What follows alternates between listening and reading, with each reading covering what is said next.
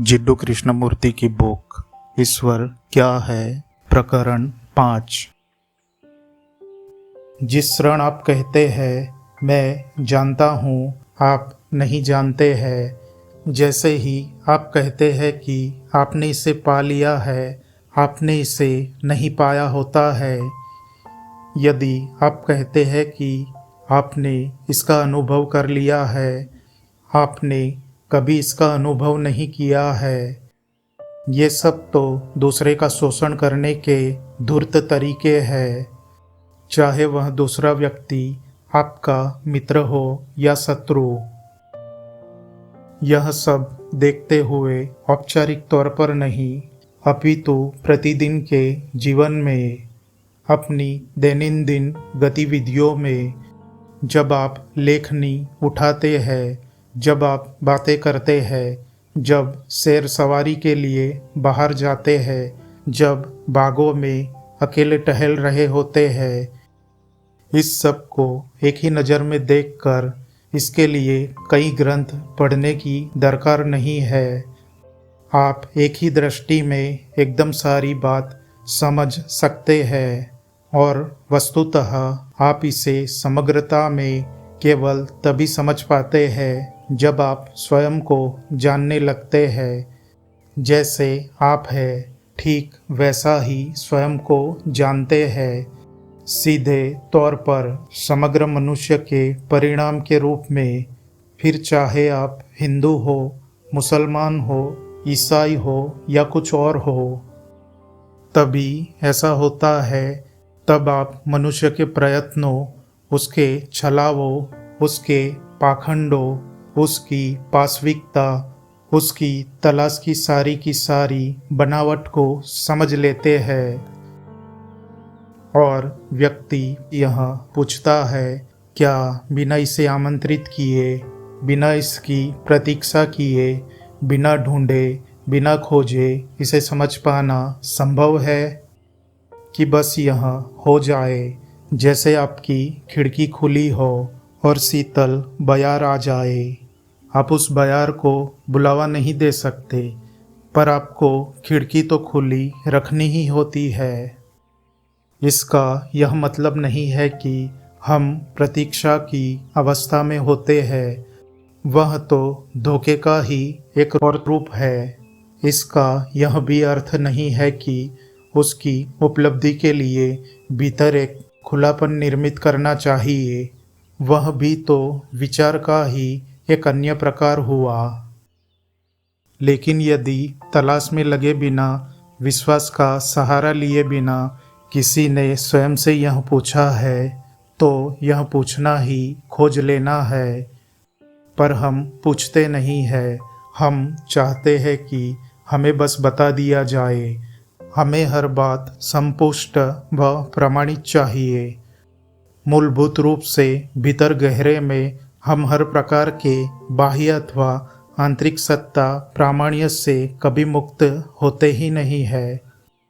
यह हमारे मानस की संरचना के सर्वाधिक विचित्र लक्षणों में से एक है कि हम सभी चाहते हैं कि हमें बताया जाए।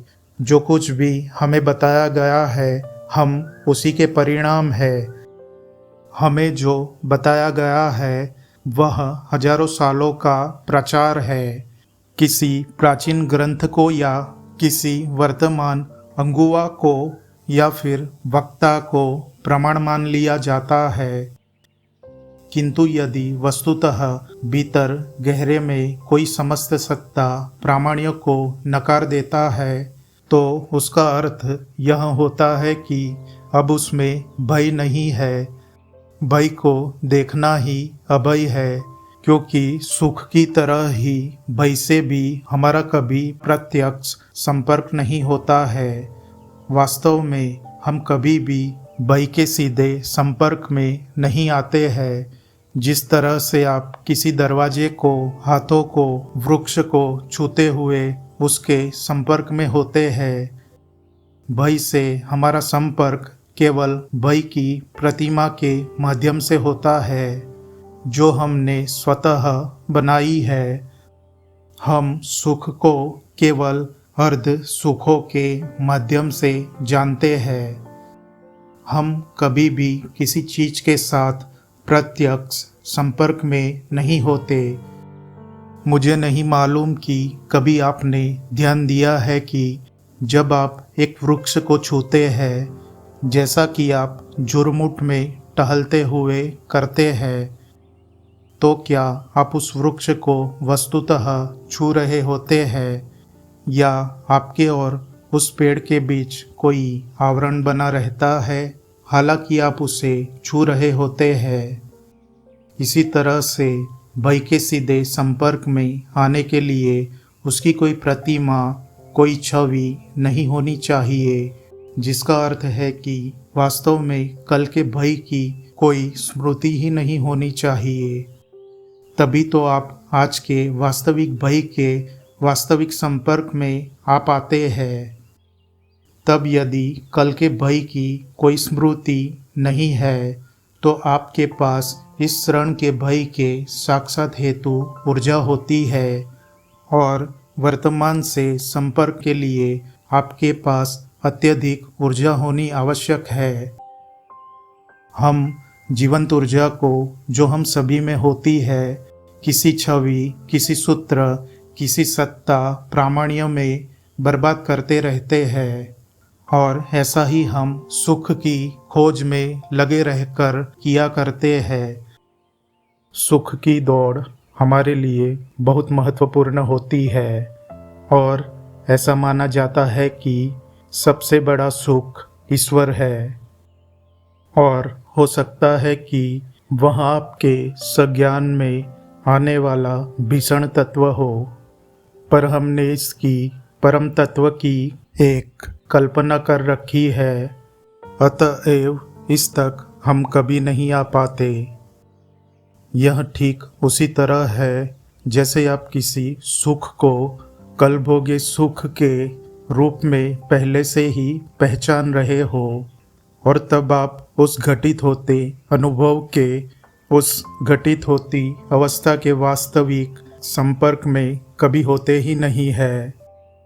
वह केवल कल की ही स्मृति होती है जो वर्तमान को आवृत किए रहती है, ढके रहती है। तो यह सब देखते हुए क्या यह संभव है कि हम कुछ करें नहीं, प्रयत्न न करें, ढूंढे नहीं, बिना कोई क्रिया किए पूर्ण निषेध में हो, पूरी तरह रिक्त हो, क्योंकि समस्त क्रिया धारणा प्रवृत्ति का परिणाम है।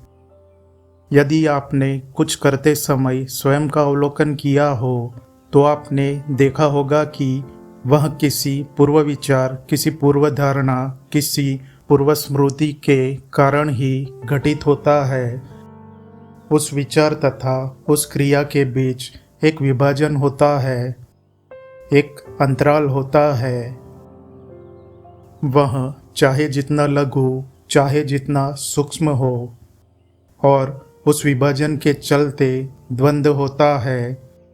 तो क्या मन पूरी तरह से खामोश हो सकता है कि वह न सोच रहा हो, न भयभीत हो रहा हो और इसलिए साधारण रूप से सजीव व उत्कट हो? आप जानते हैं कि उत्कटता का, आवेग का अंग्रेजी समानार्थी शब्द पैशन कई बार दुख भोगने के अर्थ में भी प्रयुक्त होता है। ईसाइयों ने उस शब्द का प्रयोग दुख भोग के किन्हीं विशिष्ट रूप को प्रतीक प्रदान करने के हेतु किया है। हम इस शब्द का उन अर्थों में प्रयोग बिल्कुल नहीं कर रहे हैं। पूर्ण निषेध की इस अवस्था में उच्चतम प्रकार का आवेग होता है तथा उस आवेग में स्व को पूरी तरह से छोड़ दिया जाना निहित है। इस प्रकार के संपूर्ण स्व परित्याग हेतु विराट संयम की आवश्यकता है। ऐसा संयम जो लोगों को सता रहे किसी पुरोहितों की कठोरता नहीं है, उन संतों का संयम नहीं जिन्होंने स्वयं को यातनाएं दी है, जो संयमी बने बैठे हैं क्योंकि अपने मन को उन्होंने नृशंस बना लिया है। संयम तो एक अद्भुत सादगी है, कपड़ों और खाने पीने की सादगी नहीं, अपितु एक आंतरिक सादापन।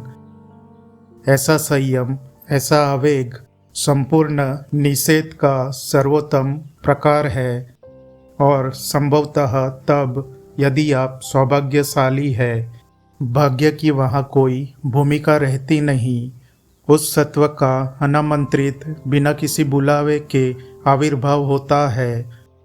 तब मन का प्रयत्नों में लगे रहने का सामर्थ्य समाप्त हो चुका होता है।